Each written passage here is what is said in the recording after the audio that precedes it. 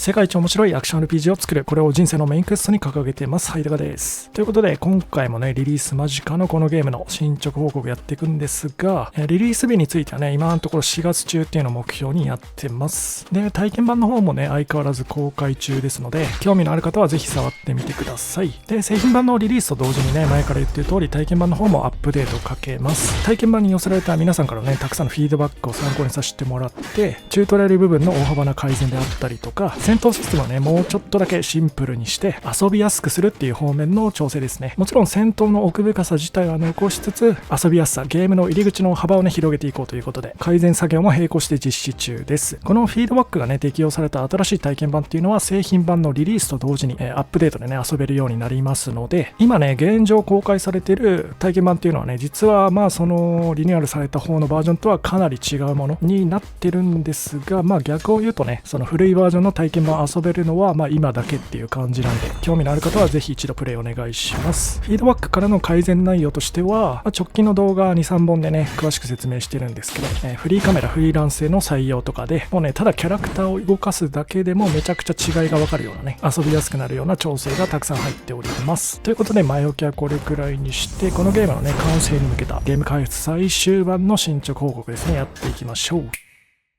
14体目のボスまで作業が完了しました。このゲームはね、全部でボスが15体登場するんですけど、そのうちの14体までは完成したっていう感じですね。この完成っていうのは、まあ製品版に今の状態のまま乗ってしまっても問題ないレベルという感じで、まあもちろんね、今後のテストプレイとかでバグが見つかったりとか、明らかな調整ミスとかが見つかった場合は手を入れることはあると思うんですが、そういったトラブル的なものがない限りはね、基本的に14体のボスはこのまま出そうかなと思ってます。で、残す1体のボスっていうのがね、まあいわゆるラスボスっていうやつですね。15体目のボス。行動パターンの基礎的な部分まではできてるんですけど、まあ調整っていうかね、しっかりこねていく、練っていく作業っていうのが必要になるんですが、まあその部分を残してるっていう感じになります。で、このゲームの最終エリア、まあラストエリアですね、に登場するボスが全部で5体いるんですけど、そのうち1体がラスボスで、それ以外の4体は、まあこのゲームを代表するようなね、いいボスに仕上がってるんじゃないかなと、個人的には思ってます。まあちょっと発売も近いんでね、そのラストエリアのボス4体がドイツなのかみたいなことはあえて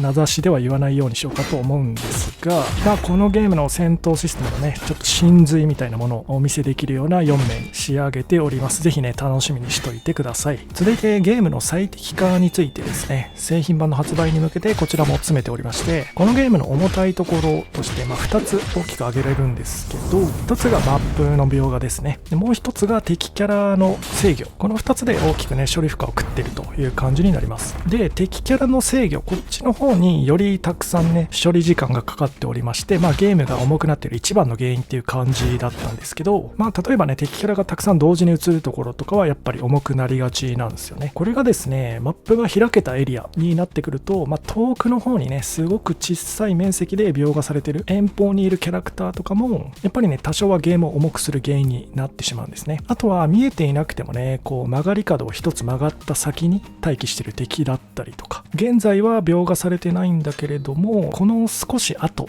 に描画される可能性のあるキャラたち、要は待機状態にあるキャラクターたちっていうところにフォーカスしてですね、処理負荷を軽減するような実装っていうのを行っております。で、結論を言うと、このキャラ関連の最適化っていうのは結構かなりうまくいきまして、まあね、さっきマップとキャラの2つが重たい原因だよって言ってたと思うんですけど、で、キャラクターの方がね、より重たかったっていう話だったんですが、このキャラの最適化がうまくいって、マップの描画にかかっているパワーと同じぐらいのところまでね、処理負荷を下げることに成功しました。で、合わせてですね、マップの描画、こちらの方にもメスを入れておりまして、マップ描画関連でね、一番重たいところっていうのが、ライト関連だったんですよね。ゲームの世界には太陽からね、降り注ぐ光以外にもたくさんのライトっていうのが設置されてます。いわゆるポイントライトっていうやつですね。こういう松明とかが設置されているところにポイントライトが置かれてたりとか、あと一見ね、光源が何もなさそうなところにもゲーム的な見栄えを良くするためだけにね、何もないところにポイントライトが置かれてたりもします。わかりやすく嘘ライトとでも呼びましょうか。こういう嘘ライトがないとね、もう室内とかだとめちゃくちゃ暗すぎてゲームプレイができない状態になったりだとか、あとポイントライトがあるおかげでね、めちゃくちゃ見栄えが良くなる場所なんかもね、結構たくさんあるんですよね。ということで、このゲームのステージ上にはね、ライトがめちゃくちゃたくさん置かれてるんですけど、このライトがね、重なり合う部分とかが結構重くくなる原因になりがちです。見栄え重視のために置いてるね、嘘ライトなんかを、